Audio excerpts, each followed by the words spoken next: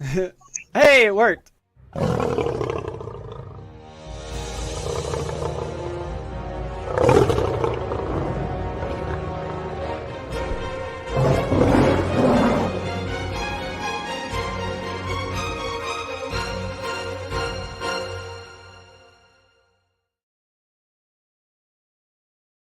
Where do you think the universe came from? There was a builder, an architect, an engineer behind this building, right? You have to come to some conclusion.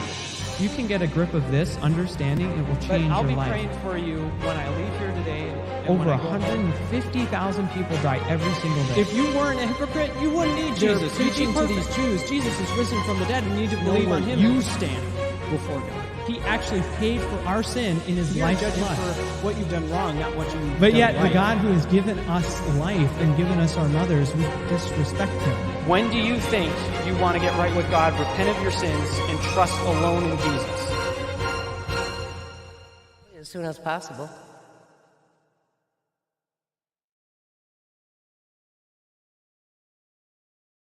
Here am I will go.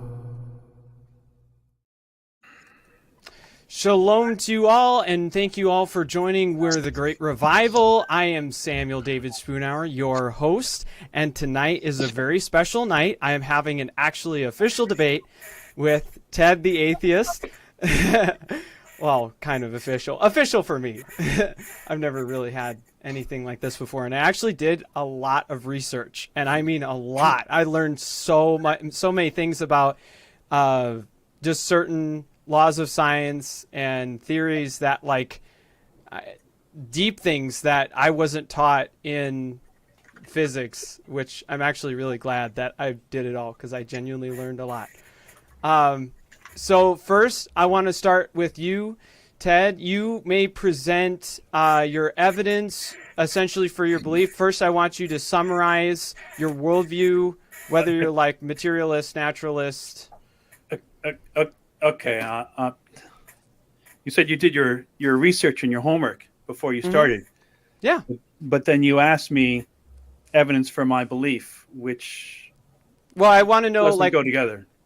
No, I want to know if are you materialist? Are you a naturalist? Like what is it very specifically that you believe about the universe? What's your worldview? I don't concern myself with finding a certain niche there to put myself in. Basically, anything that is said to exist should be demonstrated.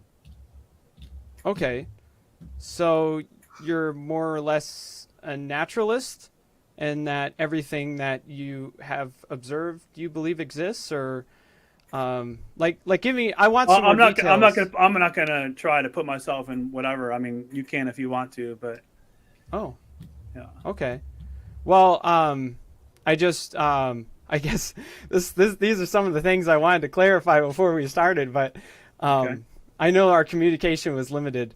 But you consider yourself an atheist. Do you say you're closer to the lines of like an agnostic?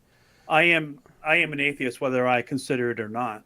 Atheism is just a word that defines a position where one is without belief in any God. So basically, babies are born atheists because they have no belief in any God. So technically, they are atheists. Everyone is either an atheist or a theist 100% of the time. Agnosticism is just a modifier added to either. It's about believing something, not necessarily a God, but believing something to be unknown or unknowable. So it can be tagged on to either theism or atheism, either one. Okay, I see what you're saying. I would say like slightly disagree with your definition of atheist, because I would say it's more of like someone who makes the claim that God does not exist. No. And then No, that's not correct. The prefix a means without, and then theism, of course, means a belief in a God. Right. So it's without belief in a God, which is the literal definition of it. So sure, yeah. which I can understand If where you get that. Someone can say that there is no God, and technically they are an atheist since they are without belief, but it's not required to be an atheist. All atheism is a word used to describe someone without belief. There's no other beliefs onto it or structures, or it's not a group of any kind. Okay. So, like, in other words, you could technically be a Buddhist atheist. I suppose so, yeah. Because those genuinely exist. Okay, I see what you're saying. Yeah, I see where you're coming from. But So that would make me the skeptic. So I would not be the one which you originally asserted would need to show any evidence or anything in support of any beliefs of atheism, because it has no beliefs. So I would be the skeptic, and then you're the one with the positive claim who says there is a God. So you would have the burden of proof, not myself. okay. Well, I mean, if I asked you, like, what is your worldview, like, say if you want to convert me in a sense, then you would have the burden of proof, if you get what I mean. So, like, if you say, well, I believe that there are only material things in the world, then you would hold the burden of proof for that. You would essentially have to, or I would just show that your belief is not held reasonably. I wouldn't need to actually prove anything. I would just need to show that your conclusions are not based, are not, reasonable. They're fallacious. Okay. It could be in that case then that my, like, say maybe I just personally don't reason very well, but the evidence itself is still good, right? Like, say if I have evidence for that, I have a vehicle outside and I want to prove that to you, I show you images and pictures, but my reasoning itself is bad, right? I could just have bad reasoning, but the evidence itself still points to the fact that I have a vehicle or even a specific vehicle. So if you get what you I'm could saying. be confused, but the evidence would still show that you're right. Yes, but yeah, but we'd still have to see that the evidence is there to begin with. Mm-hmm.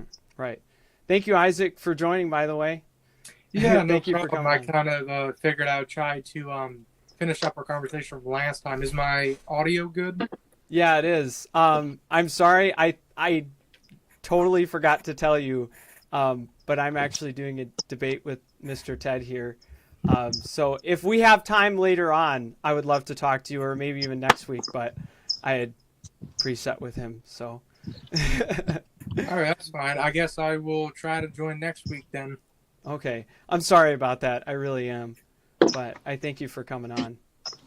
Or you can just stay, right? Whatever. Oh, yeah. You can definitely stay. Yeah. Mr. Dan, thank you for joining, by the way. No, Welcome. it's all good. Just got here. Can't wait to hear. All right. Well, and Mr. Just to everyone listening, please try not to pipe in unless, like, one of us asks you. I know that clearly Ted has more of a skeptic view, and so he's more or less he's going to try and more like break down my arguments, whether or not they're logical. So I will try my best to share just a basic view that I hold. This is not all the evidence that I hold to. I like rush to get as much as I could and do as much research and study as I could, especially in the teleological and cosmological arguments. I do not have the moral argument or the philosophical argument that includes math. I don't actually know what that's called. I think it's the ontological, but I think I might be getting that wrong. But I want to first just share some of the teleological argument, and the idea of it goes like this. Every design has a designer. The universe is complexly designed, therefore it had a designer. So essentially what you need to do then is go further with this. To prove that that's true, you have to prove that the universe is designed, right? That it's genuinely designed, or at least it appears as so, according to the definition, which I would first like to define. Design, I just found this from Oxford definition. There are two specifically, and I think that there's probably a better definition for this, but I'm just going to hold to this for now. A plan or drawing produced to show the look and functions or workings of a building, garment, or other object before it is built or made, right? So like pre-planning. And then the second, it has here an arrangement of lines and shapes created to form a pattern or decoration, which is more in the form of like art, right? So I say like it has here is a sample pottery with a lovely blue and white design, right? It's the intricacy of the item and the specific shapes and the way that they are put in patterns shows that there's this mind behind it almost, right? So some kind of intellect. I think that is probably one of the better ways to define design. I know Merriam-Webster's dictionary has one: to create, fashion, execute, or construct according to plan, devise, contrive. So I would say most of it has to do with like pre-planning or having an idea behind it, right? So the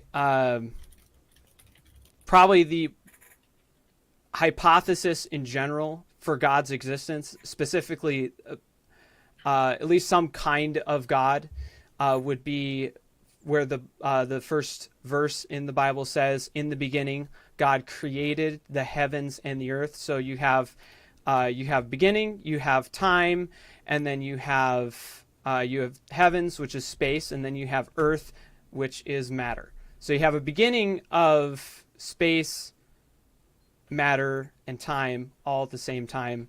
That's essentially the hypothesis I want to prove, is that God was in fact the one behind it. He was in fact the cause behind it. So does that all seem right, Ted? Like that's what I want to start with. Do you think my definition of design was good, or should I like? I mean, you read it right from the web. I mean, I saw the same definition, so that's fine. Okay. I know that that's more of like a colloquial. I don't know if it's more like philosophical, but yeah, we'll go with that. So I just want to start with some anthropic constants. I had gone through a few. Wow, I have a lot of people tuning in. These people are from you? Yes. That's amazing. Well, shalom, everyone. Thank you so much for coming on. I appreciate it. It means a lot.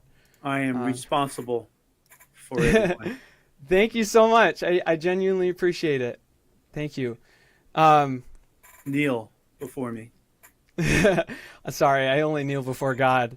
Anthropic constants. So I got these specifically from Jay Richards, who last time I checked, he's written books on astrophysics, but specifically on fine-tuning parameters. And so he had just kind of given just a summary of probably the more important ones.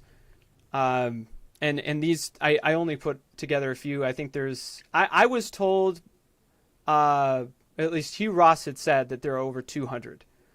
But I think that there are like different amounts in different fields. So like you have so many in astrophysics, so many in biology, you have so many in cosmology, I suppose, but that includes astrophysics.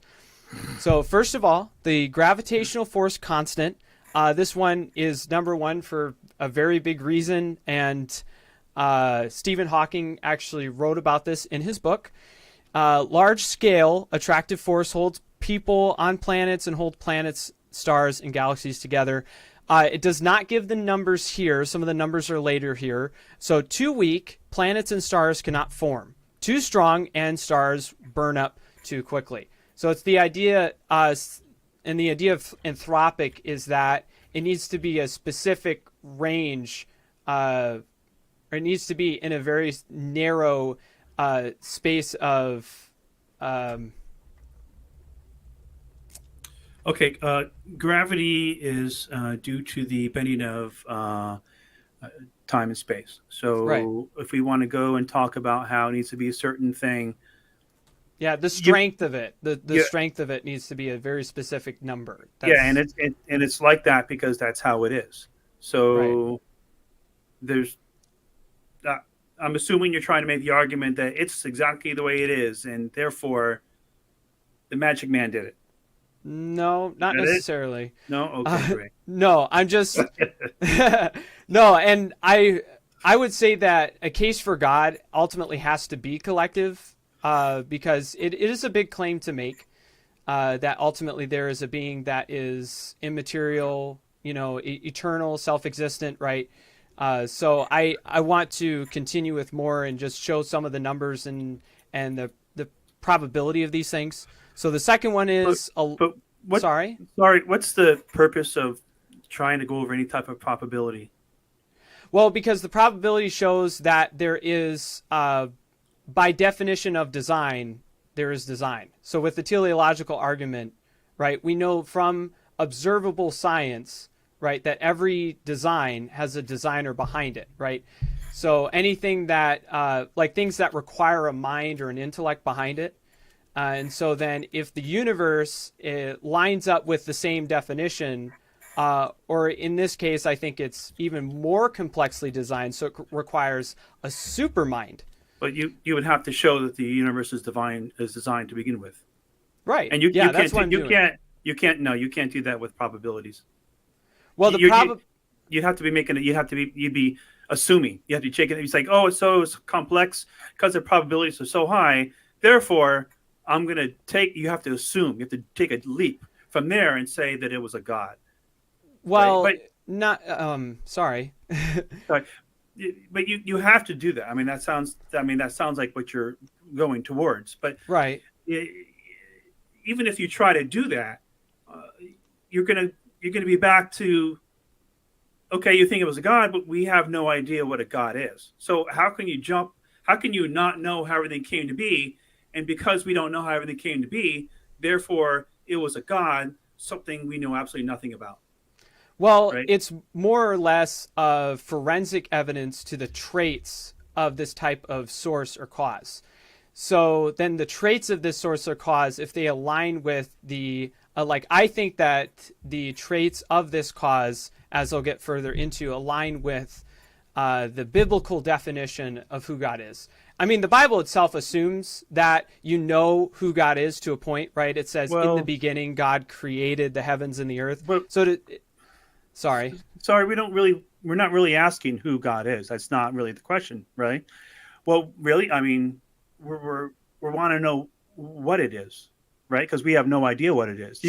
What is the source? You have to be able to explain what it is, like what it's made of, where it lives, how it does the things it does, and how are we aware of its existence in any way? Like how are we? And once we do that, how can we show that the information we just gave is accurate? Like it has, we have to have that information because this thing that we're speaking of is observable, right? It must be demonstrable in order for us to have that information. Because if we have that information, it must be demonstrable, right? Because if it's not demonstrable, then the information we are giving is made up, right? Well, technically, but love itself isn't observable. But love brings about actions, which is observable. Yeah. Okay. I understand a lot of theists like to use the word love, but that's kind of an analogy, right? That has to do with rapport, emotions. Well, it's metaphysical. It has to do with your attraction to certain things, your rapport to certain things, how you feel. It's emotional based. Yeah, you could say it's metaphysical, but it has to do with the workings of the brain, and as far as how it applies its preferences to the other to the external world. So and you can explain how it interacts with the physical world, but it itself is an abstract concept, right? Maybe even not metaphysical, just like math, right? Math is something that is abstract, that it's not tangible, but the numbers are purely explanation, or not even explanations, but they show reality, right? Just like E equals MC squared is a mathematical principle of reality. Yeah, I So- get that. I understand what you're trying to say, but the reason why it's a poor analogy was, first of all, I understand, you guys, I'm sorry to lump you in with everybody else, but No, that's okay. I have to. You guys like to use analogies when you have discussions with other people, especially people with me. A lot of you think that somehow it's going to get you somewhere, when really analogies are really only supposed to help someone understand a point during the conversation. It should never be used as content to an argument. Like, Yeah, I your agree. argument cannot be is an analogy. So the reason why it's bad is not just because it has nothing to do with what we're talking about, because it kind of doesn't. This God thing, whatever it is, because we still have not defined it, is supposed to be something that did something, in the real world, that caused something to happen. Right. A design made everything happen a certain way. So it's not just a thought someone has. It's not just rapport or affection someone has for something. It's supposed to be some sort of real being that does things. So we can't really use an analogy of something that's not a being and say, well, then here's the being. So Right. to me, No, I agree. I like to avoid, if we could at all possible, just avoid analogies unless I ask for one. I think that would be great. Okay. Well, and I will say I was using that analogy to explain like what something metaphysical is. So if I were to even make the claim that an ultimatum exists that is abstract, that is metaphysical, is the source of all things metaphysical, is the mind behind mathematics, is the source behind love, right? The love is bound in the character of this being. Truth is bound in the character of this being. So this being would be the ultimate starting point and the source of everything. You just yeah, I just made a big claim, but but you understand what you just said. I just typed it out so I can refer to it. You said the ultimate starting point of everything, but that doesn't tell us what it is. It gives some. I don't mean to be disrespectful, but I see that as word salad. Well, it's just hypothesizing, right? Right. But we need more than that if we want to know what we're talking about. Because right. I love reality. I always wait a minute. Hold on. I have a quick question. Why doesn't that apply both directions? Like, there's no answer for the ultimate beginning in the evolution model either. Brother Stephen, I appreciate you. I really do. I just really wanted at least the hour to be with us. But did you want to answer that question? He doesn't have to. Something about evolution that we weren't even talking about. I'm not sure. Okay. So I'm sorry. I'm sorry, Stephen. I'm sorry, Ted. Okay. So So back to the point. I just want to avoid analogies and talk about the meat of the topic, because that's what I care about. Yeah. No, I understand. Is it okay if I go further with the anthropic constants? Then, if as long as you're going somewhere and I can follow along, that'd be great. Oh yeah, I have a lot of stuff I have to cover in like a very short amount of time. Wait, so you did a bunch of research and you made bullet points in a PowerPoint or something like that, and you're going over it. I put it all in Word, just things that I had found, and like I understand it all, so I it's all like a mess, but I know what it is. All right, go ahead. So the third anthropic constant, I know most people know this, a strong nuclear force constant. Small scale attractive force holds nuclei of atoms together, which otherwise repulse each other because of the electromagnetic force. If it were weaker, the universe would have far fewer stable chemical elements, eliminating several that are essential to life. Now, the fourth one, weak nuclear force constant governs radioactive decay. If it were much stronger or weaker, life essentially stars could not form. So life essential stars wouldn't be able to form so the idea of anthropic is that these narrow gates that we have in these constants that we find, they exist to a point where we can have life in a very specific time in the universe. Hugh Ross had pointed out the narrow gap. It's about like 50,000 to like 70,000 years. I'll continue to go further. I'm getting to a point here, if that's okay. Sure, go ahead. Okay. The cosmological constant, which controls the expansion speed of the universe, refers to the balance of the attractive force of gravity with a hypothesized repulsive force of space observable only at very large size scales. It must be very close to zero. That is, these two forces must be nearly perfectly balanced. To get the right balance, the cosmological constant must be fine-tuned. Use the words fine-tuned because this guy is from Discovery, okay, so just bear with it. To something like 1 part in 10 to the 120th power. So this is a very, very, very narrow gap, essentially, to have the force of gravity with the push and pull to be exactly right. So you essentially don't have the entire universe collapsing in on itself or it all spreading apart, right? If it were just slightly more positive, the universe would fly apart. Oh yeah. Slightly negative, the universe would collapse. I just said that.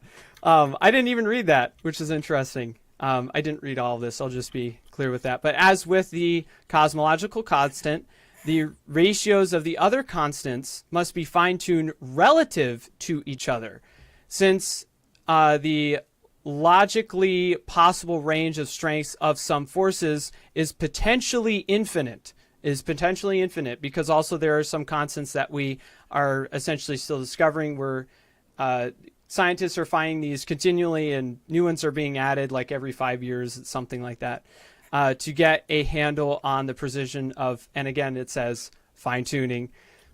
Theorists often think in terms of the range of force strengths, with gravity the weakest and strong nuclear force the strongest. The strong nuclear force is 1,040 times stronger than gravity. That is 10,000 billion times the strength of gravity. Think of that range as represented by a ruler stretched across the entire observable universe about Sam. 15 billion light years. Yes, sir? Can I chime in now, please? Oh, sure. I mean, I wasn't really done yet. I was getting the Stephen Hawking point, but that's okay. Yeah. Yeah, you're going down the road that I hinted at earlier, which was probabilities and trying to come up with probabilities and numbers that seem astronomical and fascinating.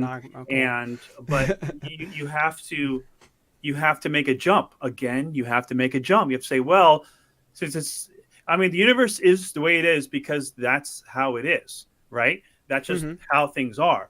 But you're trying to say, well, it's how it is and we're here, so it's so great, so it must be something even more special than it is. It has to be something super special. And then you try to use that to try to convince someone that therefore there's some intelligence behind it since we're here and it's like this and like that. And what are the chances of it being otherwise? But we don't know how it can be otherwise because we only live in this one universe that we know of, and we experience how things are the way they are. So, I think it would be gullible for someone to go, oh, well, that sounds so astronomical. You're probably right that there is a God, because you have to make that jump and you have to say, because we don't know how the universe is the way it is. I mean, you think you do, but we don't have the science behind it to show how it is, where it came from, any of that. We don't have that information. Well, right? Define science. Science means to know. It's our knowledge of how the universe works. Yeah. So we don't have the knowledge, the science to show that how everything came to be. Did it always exist? Maybe the universe always existed. Maybe the Big Bang is just it changing forms. We really don't know. It could have always existed. We don't know. But could you prove to me scientifically that Alexander the Great existed, like through science? Could you prove that? Well, let's stay on point instead of jumping to something. Well, that's a person said to exist. He wasn't required for the Christian religion, like Jesus was, and so nothing important to really. Well, I mean, he made a He's just huge a person. impact on history. Sure, So, I'm sure he probably existed. He probably did, but it's a lot different to acknowledge a person existing than someone with magical powers. So it's totally different. well, and I don't want you to, and I understand what you're saying. I genuinely appreciate your opinion, but I don't want you to straw man what I'm saying. I think a lot of Christians will either they say it in the wrong way and they mean something else, or they themselves just don't put their mind into it as much. It's more of their heart, right? Right. But let me finish my Okay. previous point. Sorry about that. It's okay. When you try to come up with these numbers to try to woo people into looking at it differently and how you want them to look at it, you want them to see it a certain way. But see, that's kind of that's more of the emotional tug and not a factual one. You're trying to get them to see things. Wow, you're trying to wow them into possibly seeing your way of looking at the world and how there might have been a mind behind it. But you're not actually able to show, not actually able to demonstrate that what you're saying is accurate. So that's the big problem because we don't know how, like I was saying, we don't know how the universe came to be here. Right. So since we don't know, we can't make something up. You're trying to say, well, it was a God that did it, and that's the answer.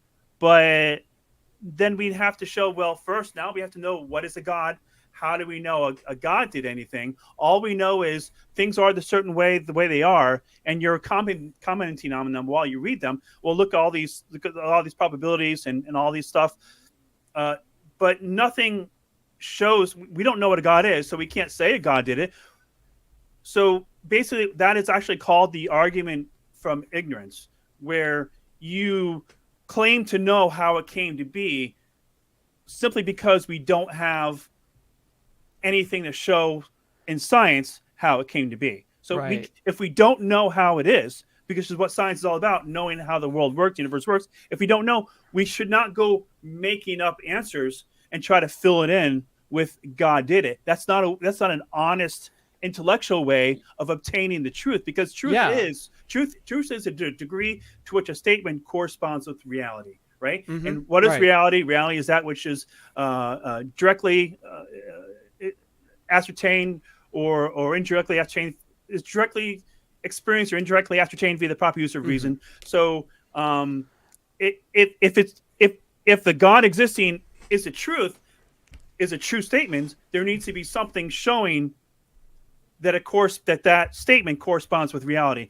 And that's what the demonstration is supposed to do. We're supposed to demonstrate that your assertion is accurate. You know what I mean? You made an assertion that God is responsible for everything. Well, no one here knows what a God is. The Bible doesn't tell us what a God is. We have no information of what it's made of, where it lives, how it does the things it does, but all the time everyone's saying, well, it's mysterious, you're not supposed to know it. Well, if we don't know it, then we can't say that we know it. And it would be irrational for us to posit that as the answer if we can't have it to be demonstrable. So yeah, that's I think you're right. Yeah, no, I think a lot of what you said is genuinely right. And I think those are some very important points.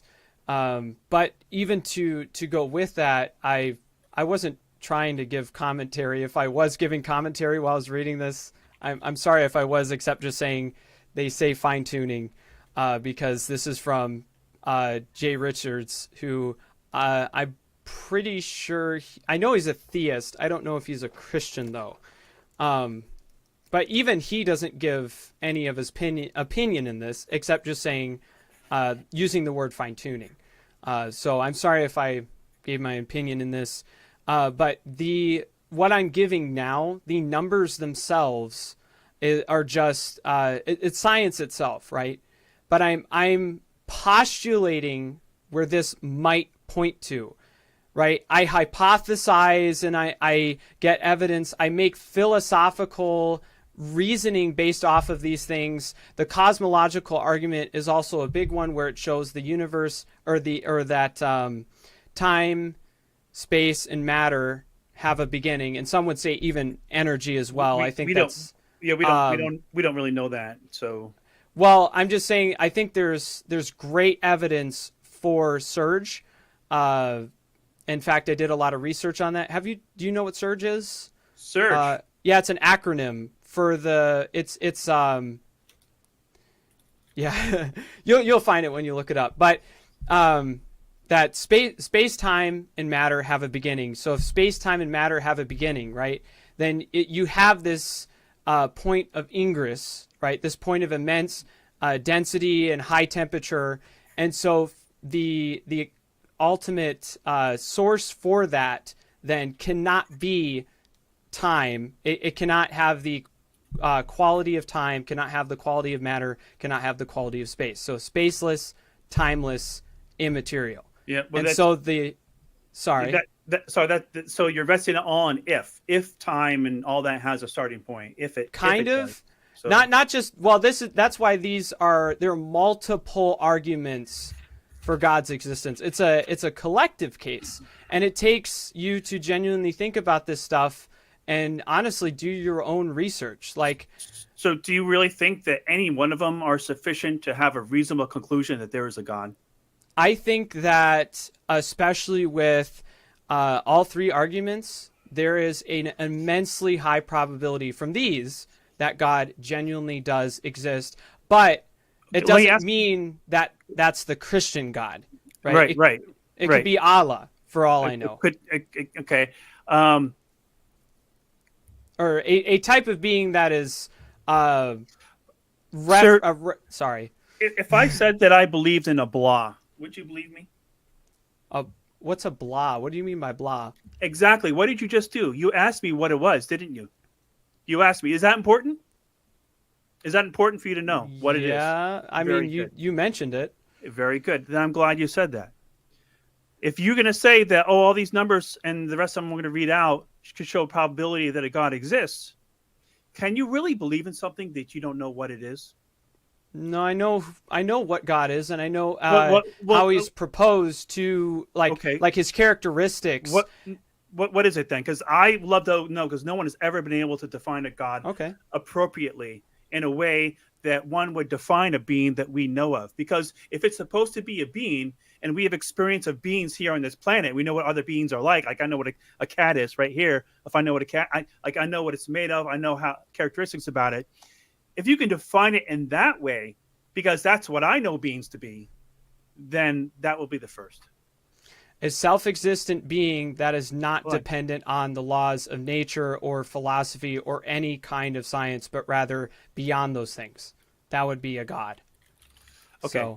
So that really doesn't really tell us anything about what it is. Most of what you just said was telling us something that it's not. The only thing you told us what it is you said it's a self-existent being, which really doesn't tell us anything about what it. My cat is not. Is my cat self-existent?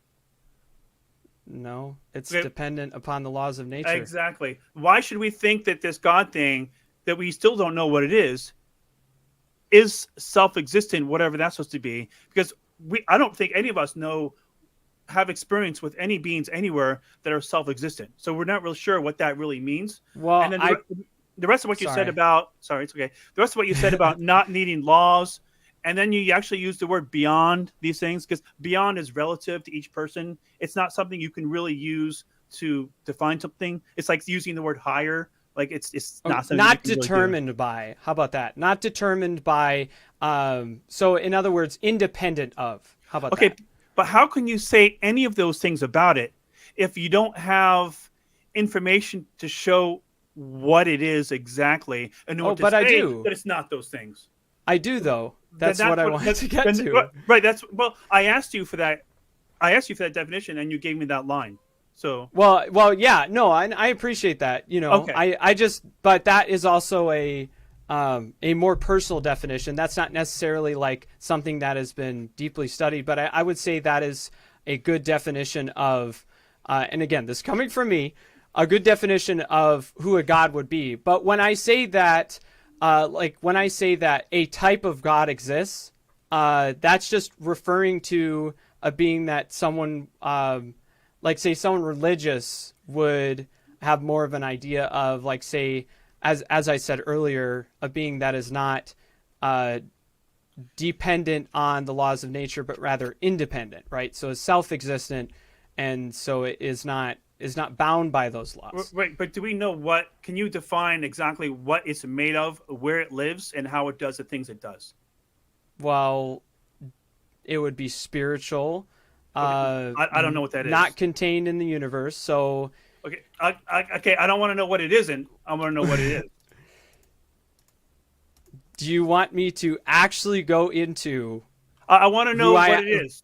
Yeah, you said spiritual. I don't know what that is. Yes, but I have to leave some of my evidence here. I have to actually give you my opinion of the evidence. So my philosophical opinion of the evidence.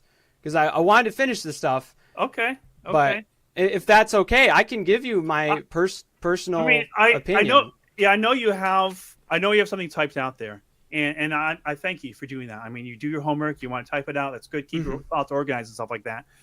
But as you read it, it can't be just a monologue of you reading what you have.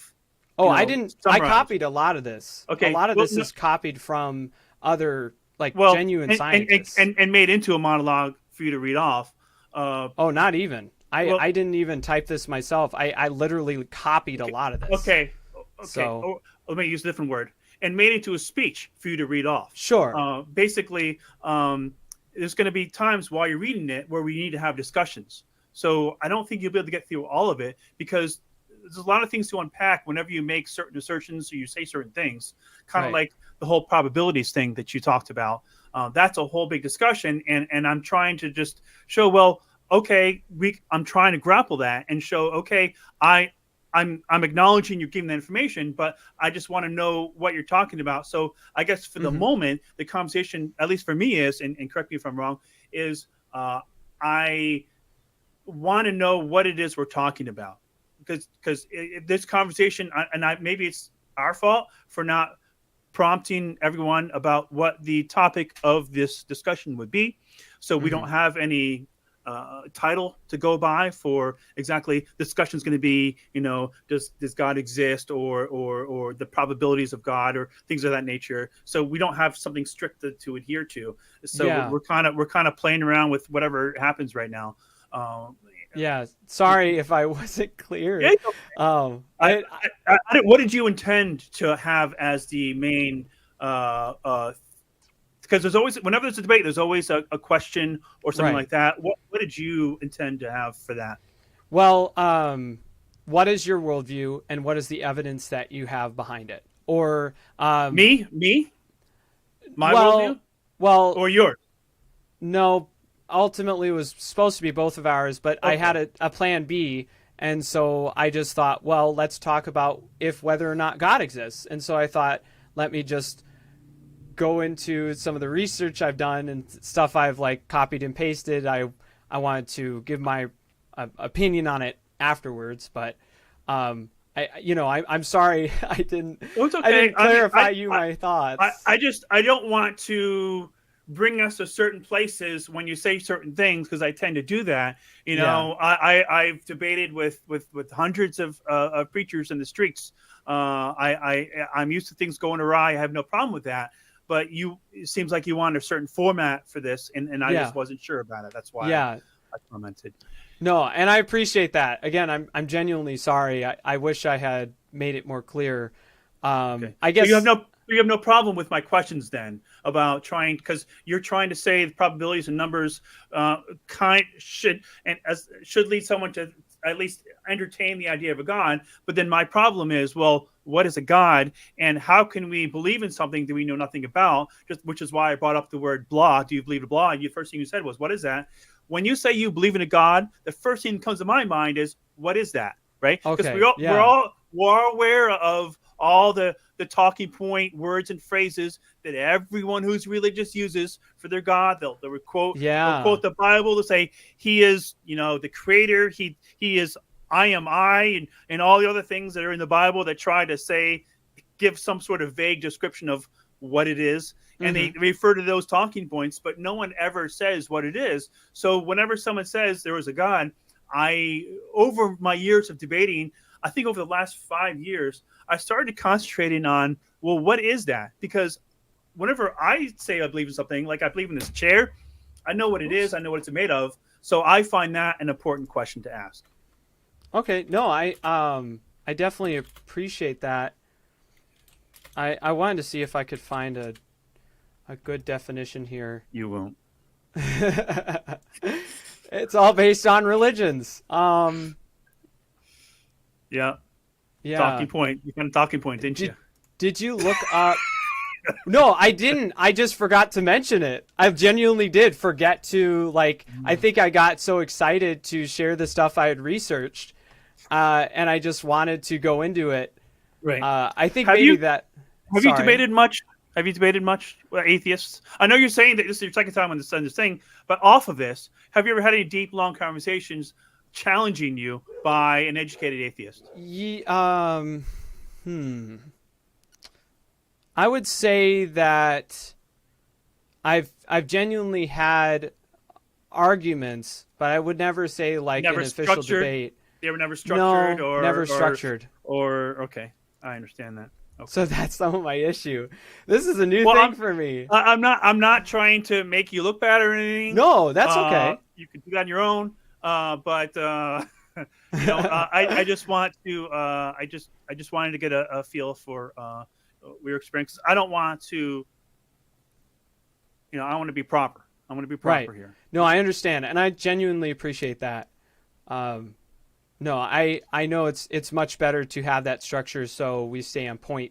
Right. And I did have that in mind. I just didn't do it because I got ahead of myself.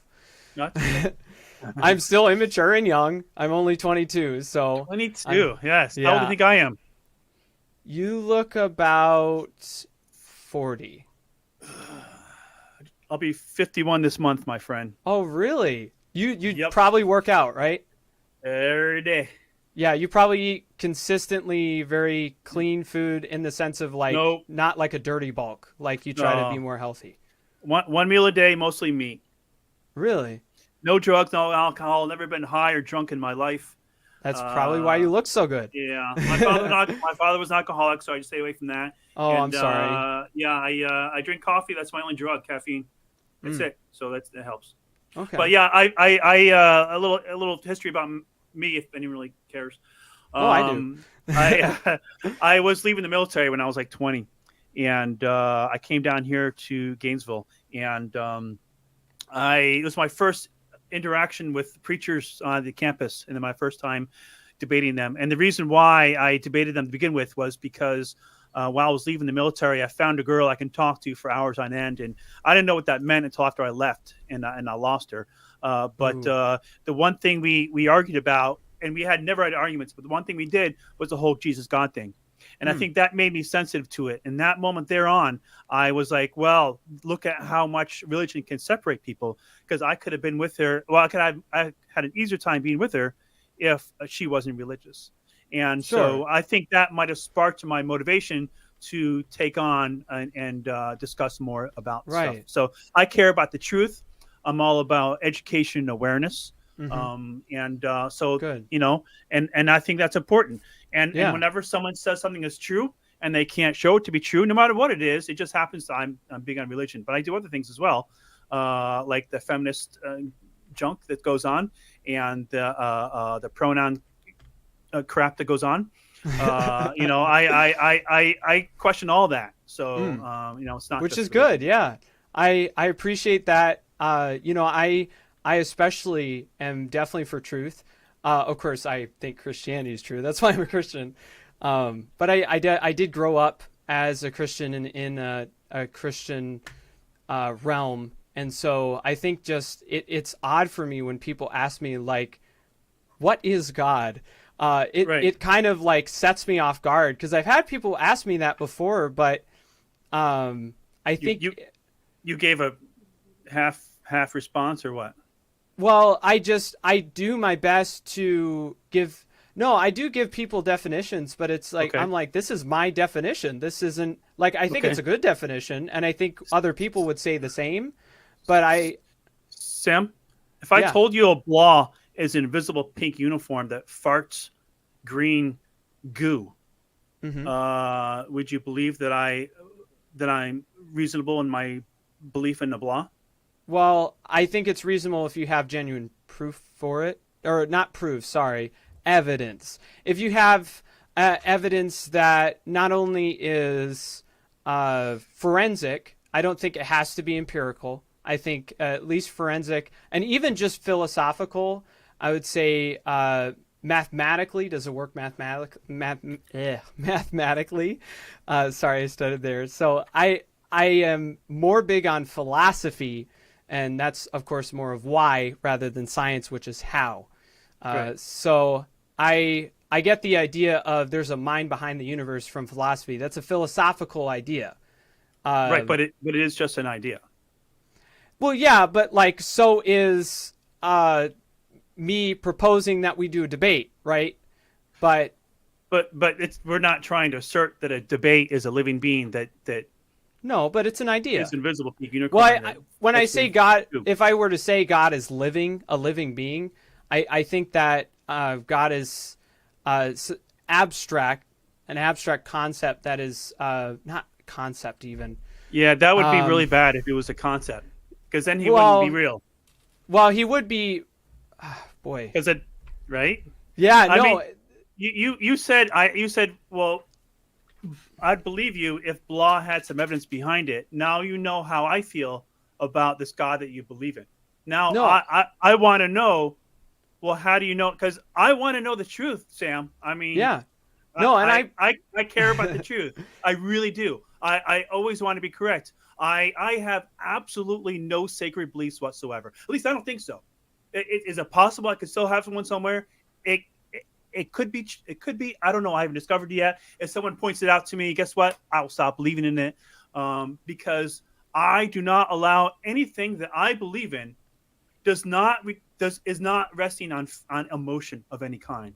I have no qualms with stopping belief in anything I believe in, because my happiness in life, my comfortableness in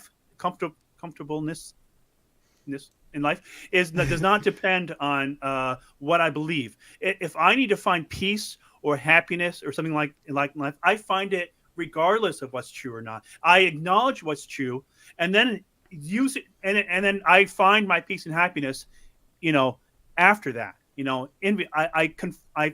the confines of reality, I find my happiness and my peace. I don't need to believe in, Tinkerbell in order to have any kind of happiness in my life.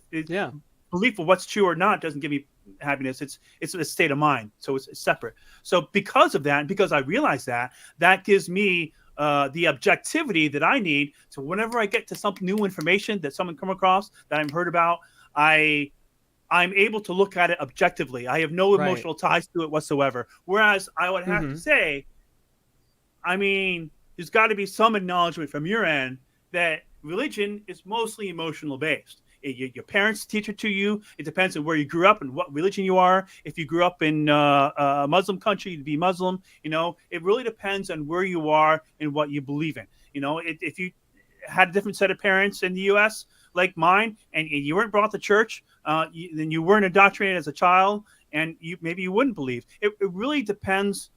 So because there's no real definition, and all I see is a lot of emotion in it, then that to me sets off a red flag. If you're correct, because we don't know if there's a God or not, right? I'm not going to say that there is no God.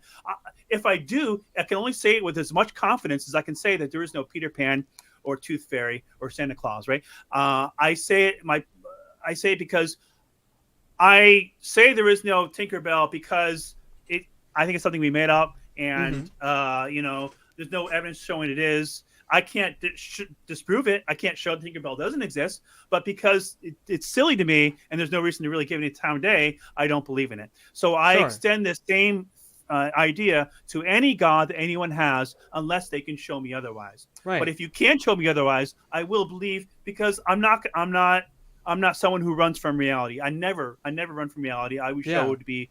I always go with what shows to be correct. Right. Which I appreciate, but I will say this: you clearly have emotion for truth.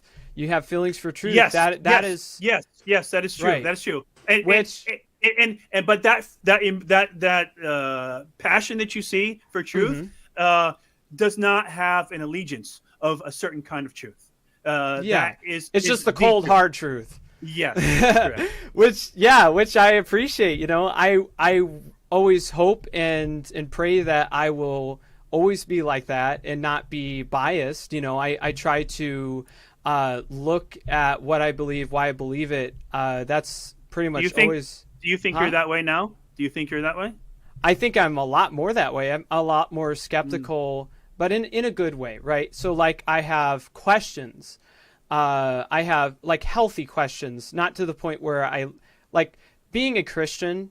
It's literally my life, right? So if I just stopped becoming a Christian, it would literally destroy me. I mean that sincerely, because why would you I think have. that? Well, because not only would it ruin a lot of the jobs that I do, I don't really get paid for any of them. It's all volunteer. But also like my foundation is ultimately Jesus Christ and the fact that he has risen from the dead. Yeah. And because of that, I can have eternal life and freedom from suffering because of him, right? So I based my entire life on him. Can I tell you quick? Can I tell you a quick true story? Sure. You know of a man named Dan Barker? No, I don't think I do. Dan Barker, he wrote a book called Losing Faith in Faith. He was a preacher for almost 20 years. He preached a lot ever since he was a kid. And he just wanted people to know the information he had. He felt it was true. And he wanted people, he preached a lot. He was in church one day, he heard someone talking, and the preacher said something, and he's like, I wonder if that's true. You know, I'm not sure. I mean, is that true? So he went and he looked at the thing. He's like, whoa, that's not accurate. That's not true. And for 5 years, he went through that, questioning, well, this isn't true. What else isn't true? Oh, this wasn't true. Oh my gosh, this wasn't true either. What is going on? He went through a horrible 5 years of his life. He lost his wife and his kids. He lost the life that he was used to, the happiness that he felt that he had at the time, all because belief is not dependent on a conscious decision. You can't just decide to believe in Tinkerbell, you know, and just believe in Tinkerbell one day and the next day you don't. Belief's determined by how educated you are or not educated you are on something. And by that process, your subconscious makes that decision for you. It does that for you. Right. So he went through 5 years of literal hell, and he wrote, you know, songs that he still gets royalties from, religious songs and the piano. He still likes to play the piano today. He goes to atheist meetings. I saw him in quite a few. He likes to play piano for people, and he got nice music and stuff like that. Wow. But he started to work for the Freedom from Religion Foundation. He met that woman who runs it there and fell in love with her, and now he's living happily ever after with her. And so his life is okay now.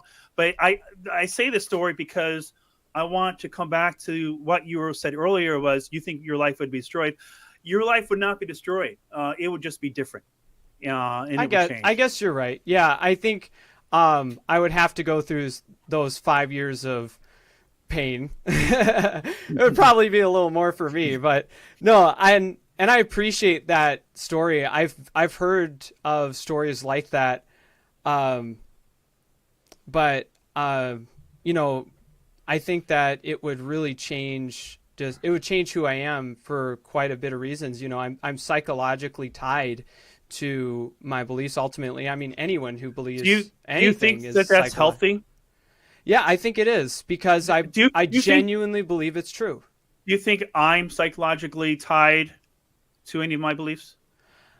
I mean, you're tied to truth, so yeah, psychologically you are to a point. I mean, okay. Do you think that's healthy? I think when it depends on what it is. So, like, if it's the truth, it's the truth. We're talking about the truth. Do you think it's healthy for me to be so passionate about it? Do you think that's healthy? Yeah, I think it's healthy if that's your, you know, I don't know all your heart's intentions, right? But But from what I can tell, I believe personally that is healthy. Okay. So, but we're almost out of time. I didn't mean to sidetrack that. I don't know if I'm No, it's responsible for okay. it or not. No, that's all All right. If you want to do this another time, I know Sure. Isaac Miller wanted to do next week. But I also still want to do what the channel or what the not podcast, but the live show is called. We're the Great Revival. I'm to encourage Christians to evangelize. So Right. that's A little pointer for next time. We should have a topic, and Yes. if you want to have a certain thing to talk about, which would be the topic, only a few bullet points would be really required. You don't really need a page or two of stuff. okay. And then we'll go over that, and there'll be a lot of things to talk about. Just going over those bullet points. Okay. That should last I see the what you entire mean. time. Yes, sir. Yeah, I thank you for that. I think that's a good idea. I think the cosmological argument has so much unpacking. It's like really deep, and there's a lot of like deep science in it. But if you want, because you said you didn't know the acronym SURGE, I think you should maybe study that a little. I know there's there are quite a few good books on it.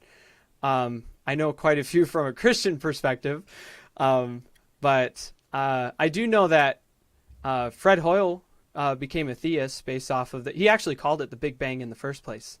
That was just a cool fact. I don't know if you knew who Fred Hoyle was. He was an astrophysicist. Okay. The SURGE stands for the universe is expanding. Edwin Hubble, you may know him because of the telescope. Blah blah blah. Discovered that there was the redshift. Yeah, I know about the redshift. Yeah. Okay. Yeah. This I come across quite often in my discussions.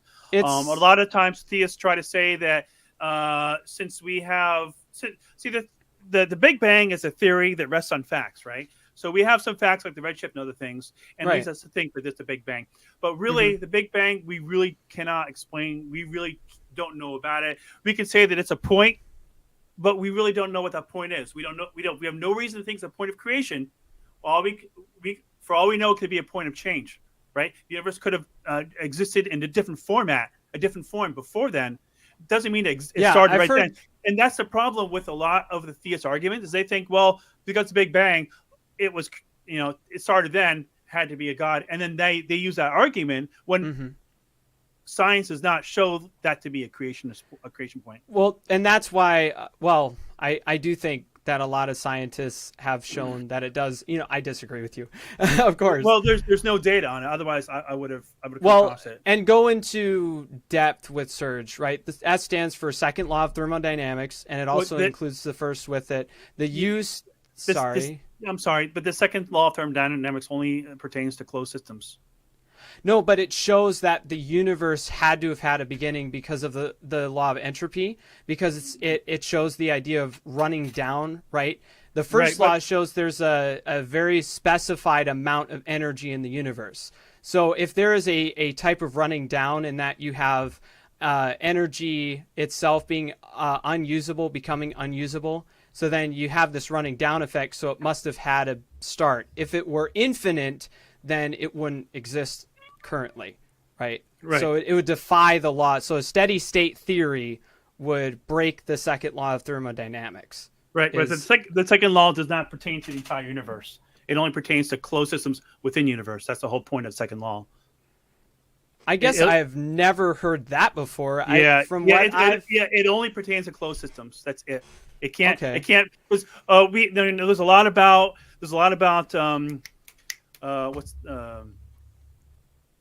Shoot, why am I drawing a blank right now?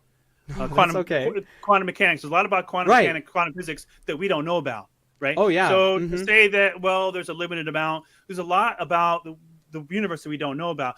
The second law just refers to a closed system that doesn't receive energy, and then that's when those things apply. So, I guess from what I've studied, I've never seen that.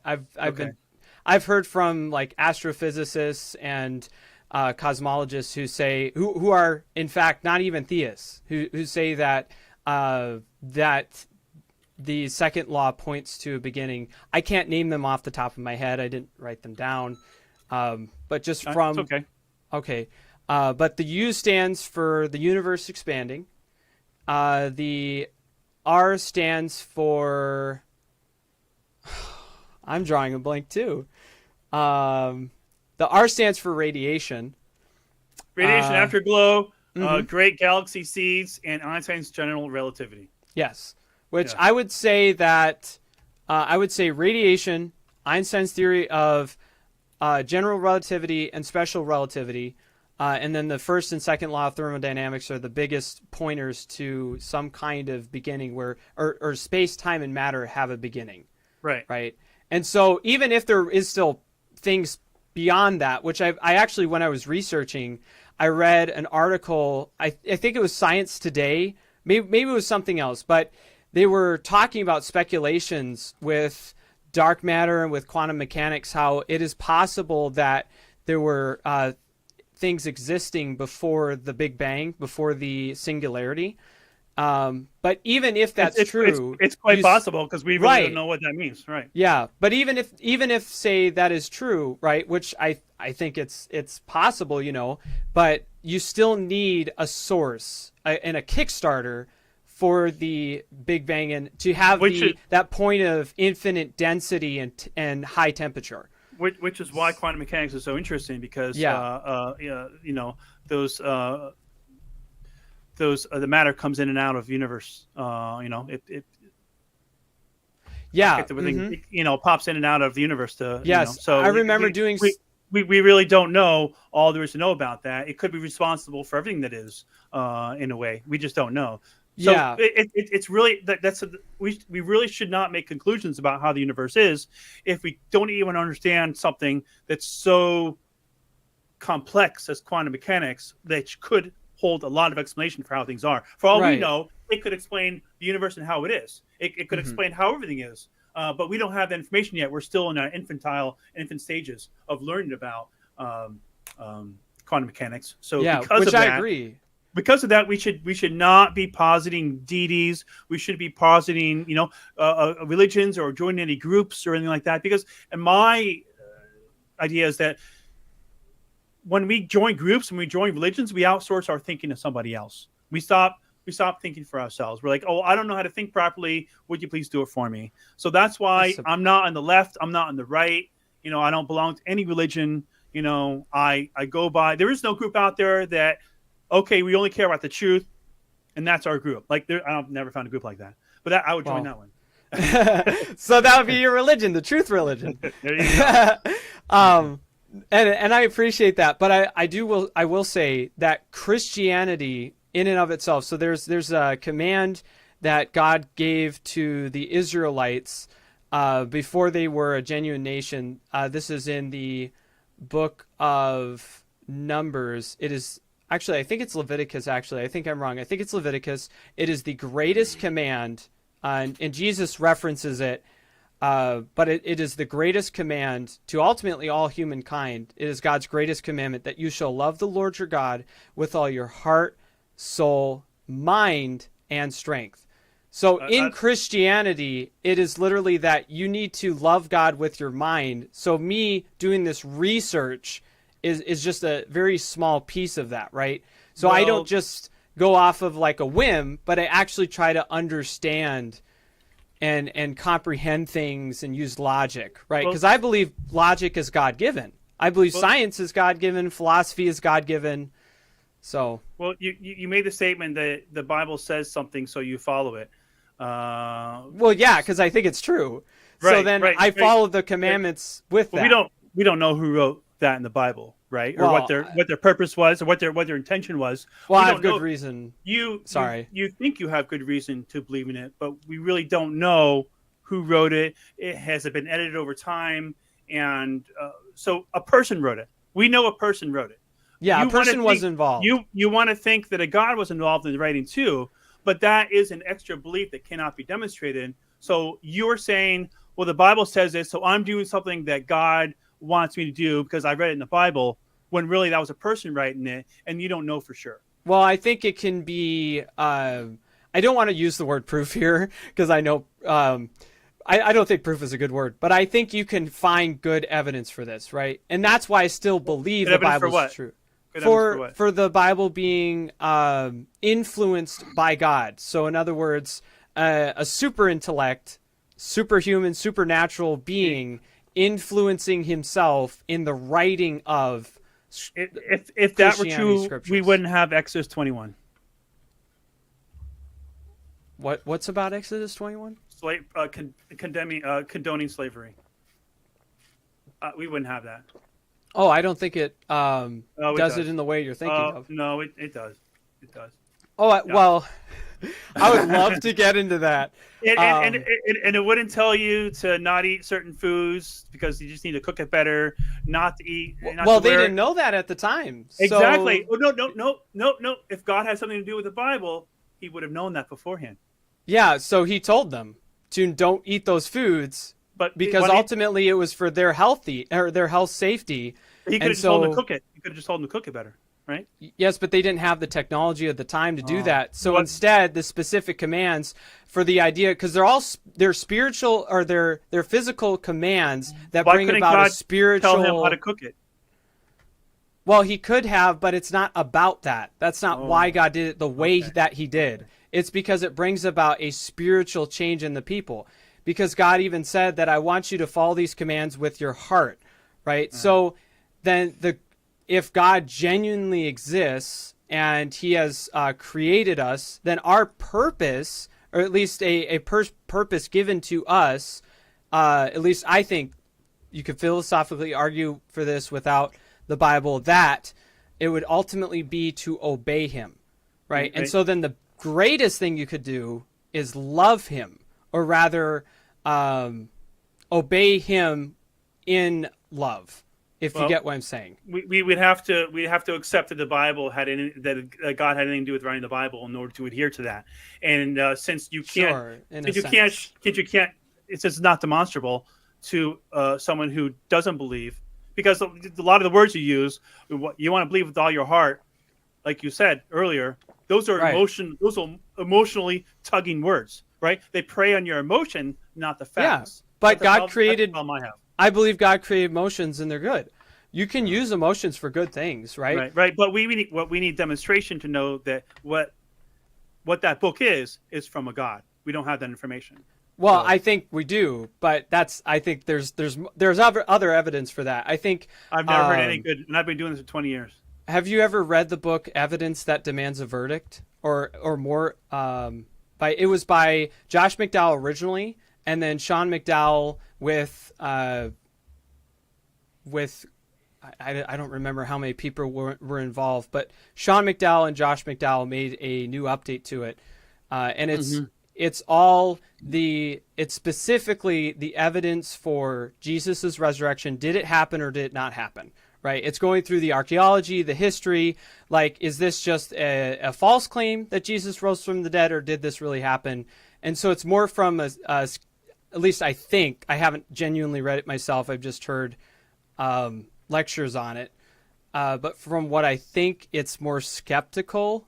Yeah. I know there are more skeptical versions of evidence for Jesus. Sorry. Yeah, I actually question the existence of Jesus altogether. So Bart Ehrman doesn't, and he's an atheist too.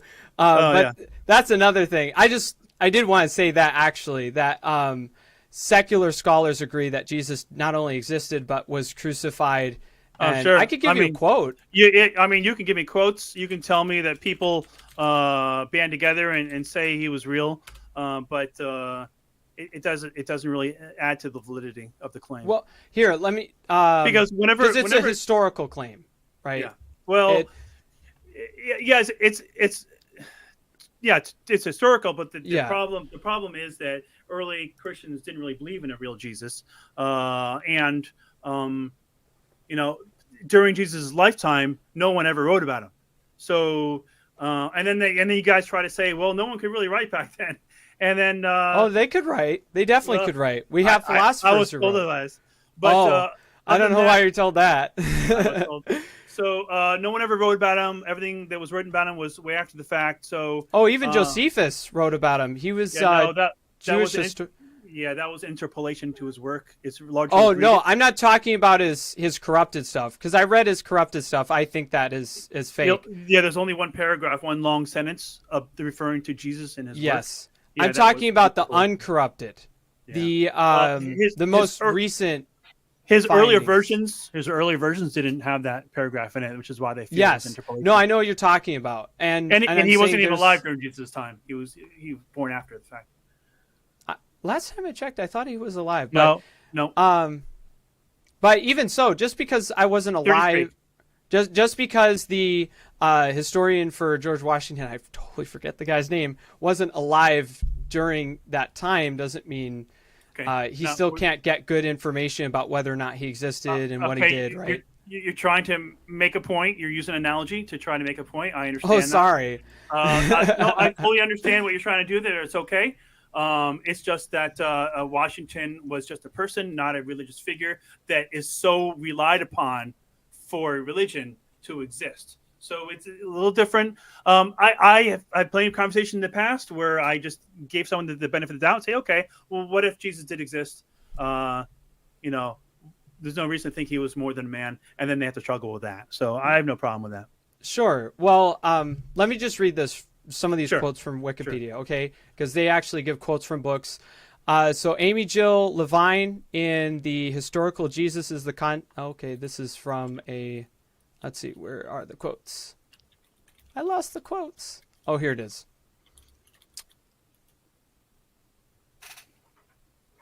Did I find it? Here's Bart Ehrman's quote, who is a secular agnostic, actually. He's not atheist. Sorry. He's very skeptical. everyone is either an atheist or a theist 100% of the time. I get what you mean. He doesn't believe that God exists. How about that? But he doesn't believe God exists? What? No. Oh, he's an atheist. Okay. This is what he wrote. He certainly existed, as virtually every competent scholar of antiquity, Christian or non-Christian, agrees, based on certain and clear evidence. He wrote this in Forged, Writing in the Name of God. That's 2011. Robert M. Price, who actually denies that Jesus existed, wrote, it does not give a quote. He just says, it just says, agrees that this perspective runs against the views of the majority of scholars. Right. Majority of scholars. And that's what it boils down to. Right. Michael Grant, and I don't want to just do appeal to authority here, but I'm just saying what people say. Do we really have more than that? Oh, yeah. I really do. I mean, again, I would love to hear that. Yeah, I think we could do that in a different show, and we're running out of time. But could I just end with one last thing? I just got 5 minutes. I want to share why. You're not afraid of me, are you? No. I will pray for you. But that's because I care about you. Like, I believe it's true. And but here, I just want to share this. Okay. Sure. So if Christianity is true, this is assuming it's true. Okay. So bear with me here. Morally, do you think you're a good enough person to go to heaven? Heaven would be a place of eternal peace, right? No suffering, no pain. And God gives it to those who are perfectly righteous or good people. Do you think you're morally good? Do you think okay? Do you think of yourself as morally good? I like to say for the most part, yeah. Okay. Sure. Again, there could be another God that exists that sends me to heaven just for being an atheist, and sends. No, I'm being honest. I'm being truthful, okay. And sends you to hell because you did not use the logic and the reason that it gave you, and it's punishing you for not using what it gave you. Okay. Sometimes I give that to atheists. Yeah. Technically then that's a religion because you're claiming a deity, but anyways, I don't want to get into that. It's just it's postulation. Hypothetical. I think that's great. Whenever someone gives me that argument, what is it? Pascal's wager. Whenever they give me that, I offer it to them. I don't like to use that, but it's been beaten. Because like if the Muslims are right, then I'm also going to hell. So I need to know what I believe is true. Okay, is my religion true or? I really hate Islam. To tell you the truth, my friend. It's So- much worse. Have you ever lied before in your life? Like said a lie? Are you doing the Ray Comfort thing to me? You know I debated him before, right? I didn't know that. No. Yes, I debated him actually down at Huntington Pier in California. He likes to bring his little church group out there. They pretend to be his audience, and they form a circle around him while he's doing debates and stuff. I have it on my earliest videos back in 2013. Oh wow. Of me debating him and his ilk. But yeah, he tries to say that. But go ahead. Okay. Well, it's not just about Ray Comfort here. I'm trying to get to a point. But have you ever lied before? Sure. Okay. Have you ever stolen anything, like regardless of the value of it, something small? Yep. Okay. So By this, you're meant to go to hell. Blah blah blah blah blah blah blah. no. Have you ever used God's name as a curse word? Every day. Okay. Have you ever? I don't use God's name in vain. I use the word God in vain. Right. I don't mean think that. it belongs to anything. Right. No, and I understand that, but ignorance of the law is no excuse. What you're So, doing is preaching right now. Actually, was what the person well, I'm said to me. asking you technically, Right, but but you're gonna have a follow. You're gonna have a conclusion. So to be Go fair, ahead. if you want to leave, you can. no, but no, I, go ahead. Okay. Jesus had said that whoever looks with lust commits adultery in the heart, right? That's also another commandment to not commit adultery. Yeah, Have you that's ever looked at a woman with lust before? That's a really bad commandment. You know, a lot of the commandments are pretty bad and shouldn't be used. Well, that's a moral claim. But every day I look at something. I lust at something. Definitely. Okay. And of course, lust is the idea, at least in that context, of a sexual desire. Oh, right. yeah. So Jesus says specifically for men, but it still applies to men looking at men or women looking at men or women looking at women. Right. It's just it's essentially creating fantasies before the intent. Right. If the purpose of life is, if part of your purpose of life is to wait until marriage to have children, and ultimately then in marriage, then those things are bound, right? Like sexual interactions, lust itself. So then if that is true, then that means Can I comment on that real quick? Sure. The whole thing about marriage, that's not really too practical much anymore. Marriage, although you might still think it's good because of your background or the people around you or whatever like that. Here in the USA and other Western countries, men do not benefit whatsoever from marriage, and we are raped and divorced, or I'll use the word "graped." We are graped and divorced, divorce court, taking our money, taking our kids, taken from us, losing our house. Just our lives are destroyed because the women are favored in the courts. So, although it might be nice to say, okay, you're married. I mean, I like the idea of marriage. Just the fact that it's tied up in the government. I just think it's a bad idea to try to encourage marriage when it has extremely negative effect on men, especially in this country. I would have to say, scratch the idea of marriage and just in a loving relationship where you are monogamous with them and have love for them. I think is just as strong and just as good without having to use the word marriage. And I think that's more practical. Yeah, I understand too where you're coming from. I just think that in the Christian view of what I understand, and I see this in my parents specifically, it's bound on ultimately love specifically, and that commitment helps drive their, even though they don't feel like always they love each other, but that commitment helps them to continue to obey the idea of loving each other. If you find the right person and you click really well with them, you'll always feel it. Sure. It's just about having the right person. A quick quip on that, if I may. Sure. I have met a few women in life where that is true, and you notice very quickly that you could spend the rest of your life with them. Right. So you usually do. Usually have it lifelong. Mm-hmm. So I think that, getting back to what I was saying, I think that is what matters. And what you were saying as being together and only, being monogamous with them, that's sure. But the only thing I disagree with is if you're not with someone and you don't have that, there's no harm at all in lusting because it's all in your head. Just the other day, Excuse me. Just the other day, I was at the park and I saw this, what appeared to be a passport bro. I don't know if you know what that is, but it's a guy who finds a mate from another country and because he's given up on all the women here because they're entitled. Oh, yeah. And they have issues. So he was much older. She was younger and looks like she was from a different country. So I lusted very hard over her. So I just wanted to share that. Okay. And I didn't find anything wrong with that because it's all in my Right. head. And just the idea of religion trying to control your thoughts, which is what I see that as. I think it's bad because why would a God care about what you believe and what you think? It shouldn't be able to control you. And I don't think it's wrong to allow yourself to be controlled by a religion like that, which is what the followers like you allow to do. You say, "Oh, God cares what I think, what I believe." I think that's really wrong. But go ahead and continue. Yeah, beliefs dictate your actions, right? You have belief in your chair that'll hold you up.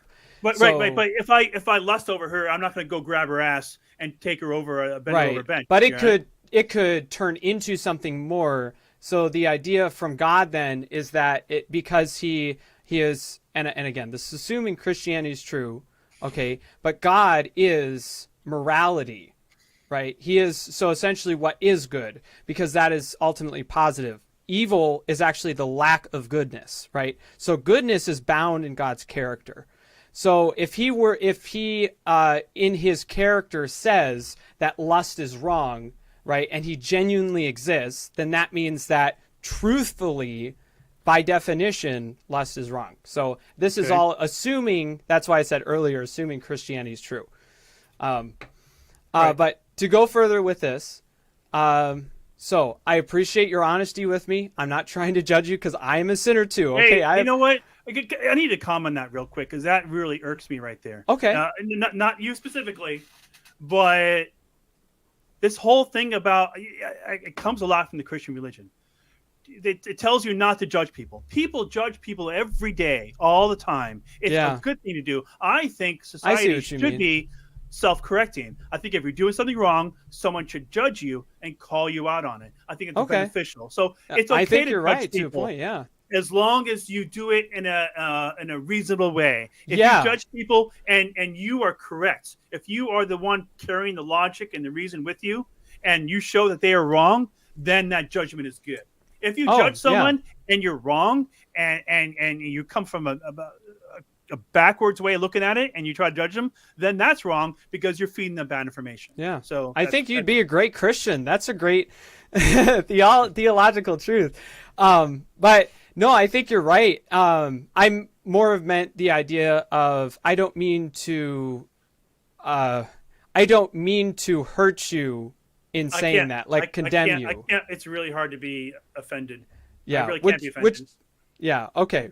I'm glad then. But I'm a sinner too. I've broken. Being offended is a choice. So yeah, I agree there. Yeah. So I have broken God's laws while I've sinned. Right, in the idea of the word, which means to miss the mark. It essentially means missing the mark of perfection. Right, you're missing the mark of true objective morality. Right, goodness. Right, so if you are to genuinely stand before God on the day where God will judge you for your sins, do you think you will go to heaven or will you go to hell? According to just the Ten Commandments we just looked at, we're assuming the Christian God is real. In order for me to answer that question, yes. I really don't know. I really wouldn't care. I really wouldn't care at that point. Because if the Bible is accurate in that, at least, well, it can be interpreted any which way, actually. But if your version of the interpretation of the Bible is accurate, then I would have a lot of questions, and I would have no respect for such a deity. Okay, and so when God says, then, okay, if you don't want me, then I send you to hell, then that's just of him, because he's not only giving and loves you in the sense that he'll give you what you truly want. Right? Like, say, Dawkins, who says God's a big old meanie. And then when God says, okay, you get to be away from me, and this assuming Christianity's true, that then that is perfectly just and also loving, because his sins are being paid for in his punishment, and then also. If he was really Sorry? loving, he would let me into heaven no matter what. No, that's not real love. It's true. He doesn't force you into something you genuinely don't want. That's not real love. But he'll send you. He'll send you. Well, if it's better up there, then I would want it, right? But what if you genuinely don't? Because you'd be with God. That's the thing. I would have to know what heaven and what hell is like before I can make that decision, right? Right. Maybe I'll have a better time in hell. I don't know. Right. It depends. But if I wanted to be in heaven, then he should just make it. He should just make it happen. Because if he's all loving, well, all loving person tortures some. If that's what hell is torture. What all loving thing would torture something forever? Was that really loving? Well, it's not God torturing you. Sure It's ultimately yourself torturing yourself. Well, he's responsible for making hell, right? He's responsible for everything. Well, he originally made it for the devils and his angels, but because Jesus continues to say that because of the hardness of men's hearts, that God also has expanded it for human beings when they say, I don't want God. And so he essentially sends them there. They say, I don't want God. I don't want anything to do with him. I pretty much hate him. And so whether they genuinely will say that out loud, but that is their heart. And so God sends them there saying, you don't want to be with me. So hell is everything. It's ultimate separation from God. So it's the idea where there's no goodness, no truth, no righteousness. There's no love, no mercy. It's everything bad. Well, so I wouldn't know anything about your God or any heaven or hell until that happened, if it even capable of happening. So I wouldn't know anything until then. It doesn't matter how many people like you I talk to, if what you're saying is true. Doesn't matter how many times I talk to people like you. I wouldn't have any information, any of that is true until I got to that point.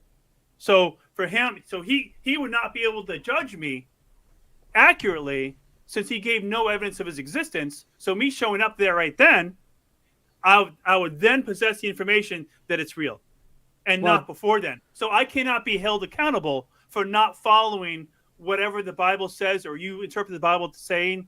I would not be held responsible because I had no demonstration of that reality to go by to convince me that it's accurate. So I would as soon as I arrived there, I'd have to be like, okay, so this is true. Okay, then tell me about heaven and hell. Which one is which? And do I get to choose? And then we'll just weigh our options for them. I'll probably have a few words for him. Like, is this all true? And, you gave me no reason to believe in it. So what's the deal now? Do I get to choose? Do I get to make my decisions? What's going on? And then I'll handle it from there. That's how I would handle it. What if it's possible that even just the fact that you're talking to me now is God genuinely trying to reach you? But he's doing a very piss poor job. We haven't because had if he is it doesn't matter if he is it doesn't matter because if you had information that would convince someone like me, you'd be famous. If he is all powerful, he knows why I'm an atheist, right? Yeah. He can make me not an atheist, right? But but that would be against but that would be taking away your free will. Okay, but so then his only hope is to get people like you to convince me using emotion.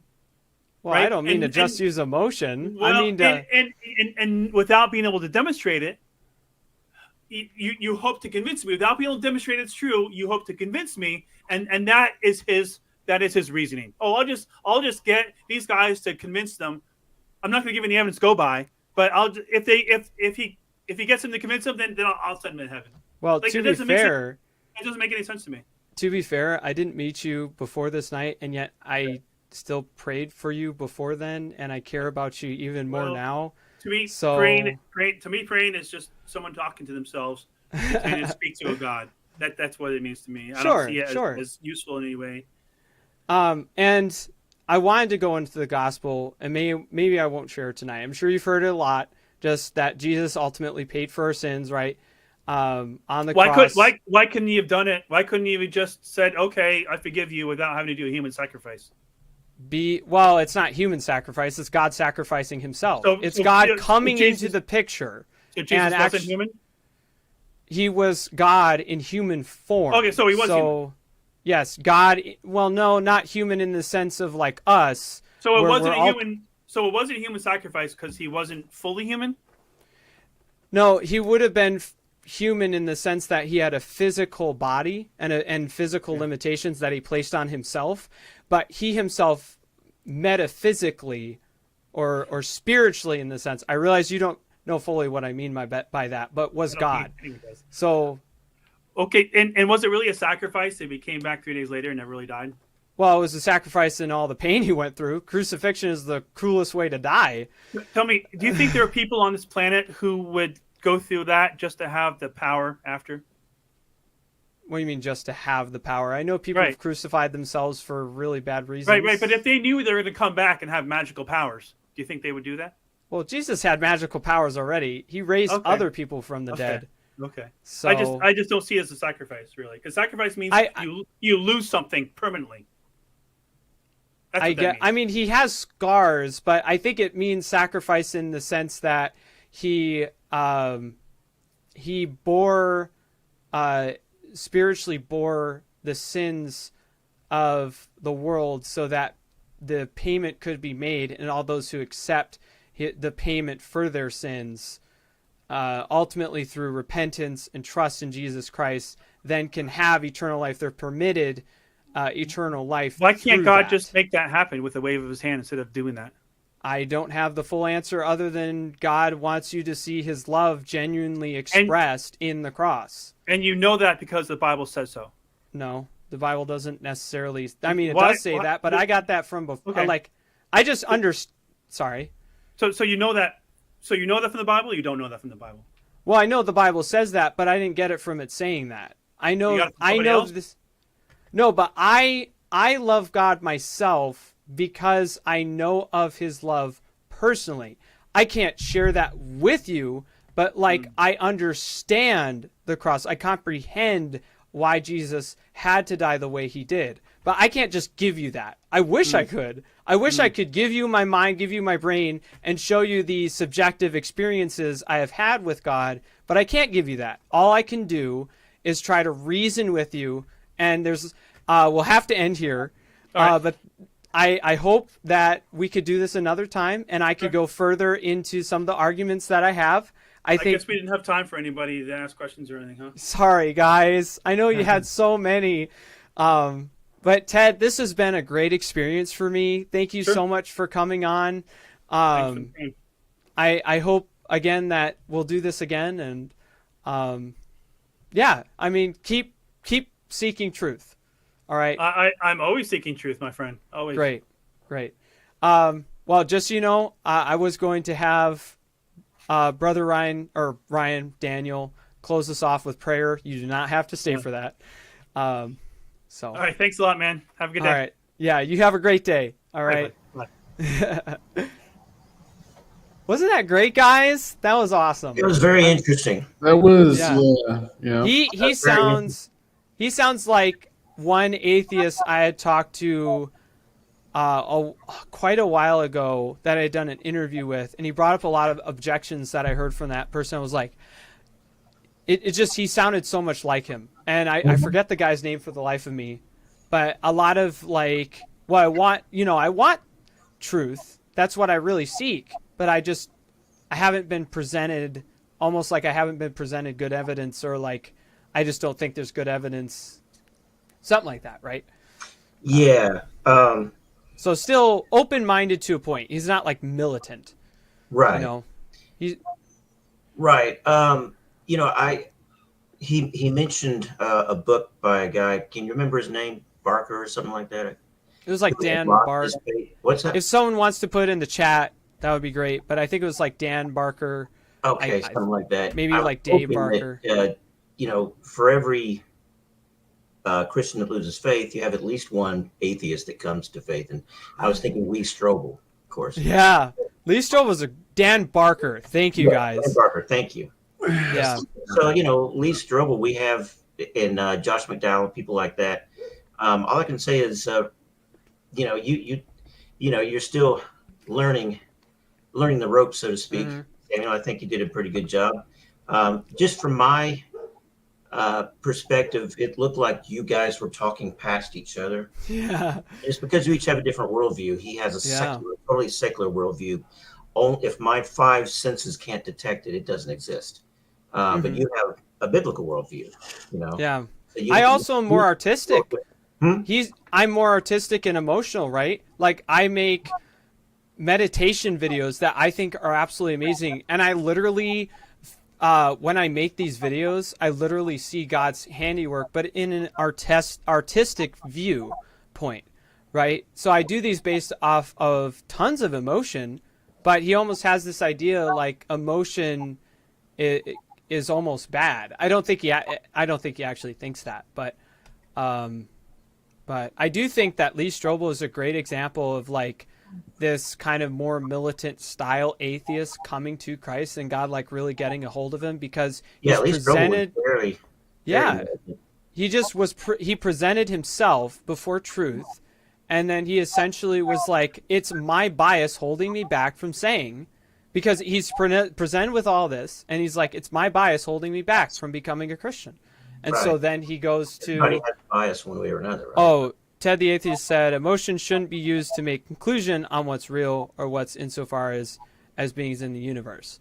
Yeah, and I think that was what he said originally, which I think that he's right. It's just that emotions will always be behind it regardless, because that's just how a human body works. That's how you work psychologically. That's how you work, how your body works, like in how hormones are created. Unless you're like physically broken, like certain autistic kids, right? They have hormonal issues. Like either they have tons of hormones in one instance and none in the other. But yeah. I wanted to. Now you have Ted's contact info, so you can invite him back, right? Mm-hmm. Because I know Stephen wanted to say some things.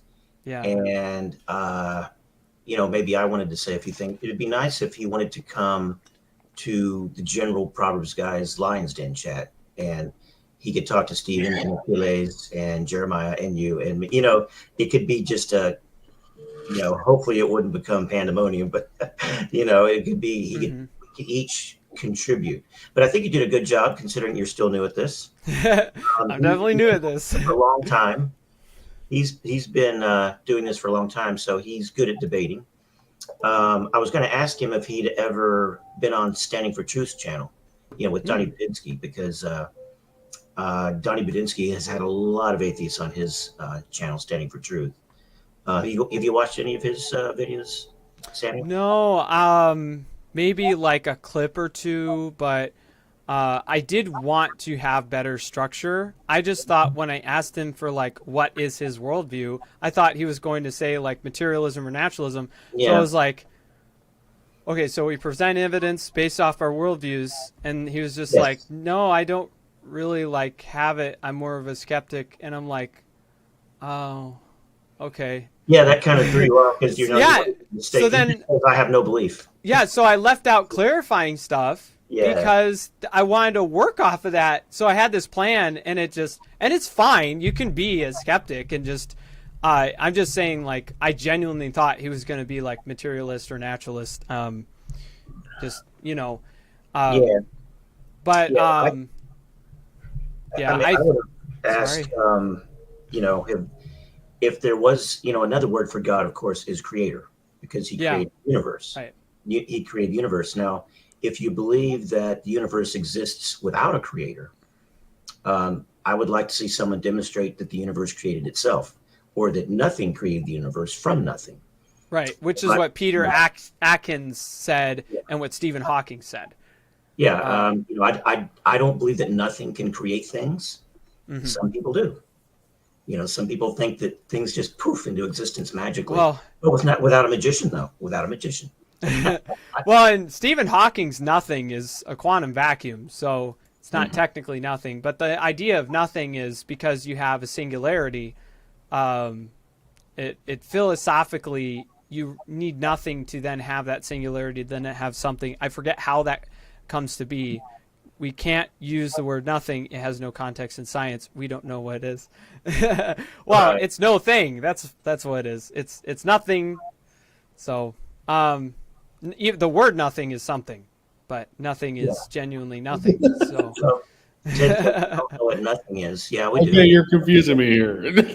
So, I'm kidding. but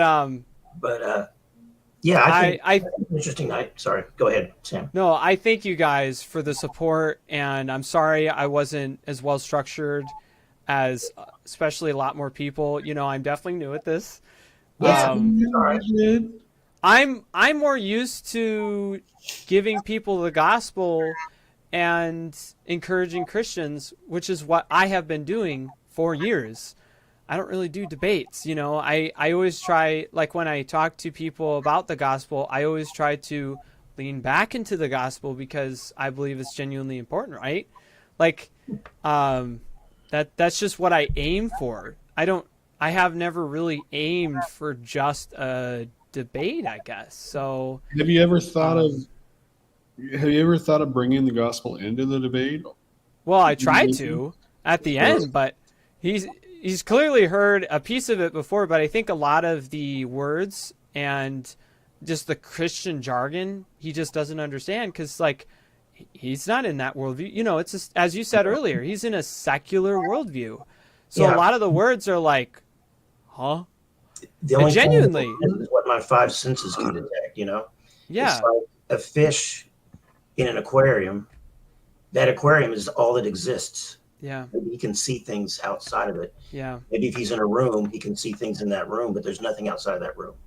Mm-hmm. You know, that's how they think. That's Yeah. how they believe. You know. And You know, this Travis. yeah, take care, Ted. Thank you so much. Again, I appreciate it. It was a pleasure. It's so funny. I mean, you know, LOL gospel. I mean, you know, this. You can laugh at it. That's fine. From your Laugh worldview, now. it looks.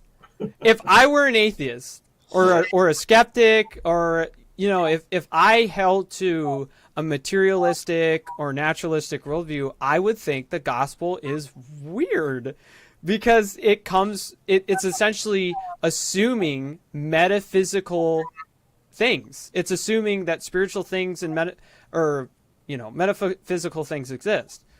And so I'm just like, why should I even care about this? So no, I get that. It's fine. And I wanted to applaud you for trying to bring the gospel into the debate. Thank even you. though it couldn't completely be brought in. Yeah. Sorry about that, I but think Kermit got upset. I don't know.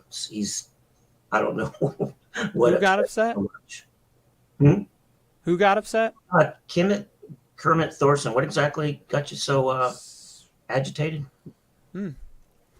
Well, and I would love to keep going, guys, but I gotta go. Yeah, you got. I have to pack for my little brother's graduation tomorrow. Hey, all right. Congratulations. That He- is awesome. He is going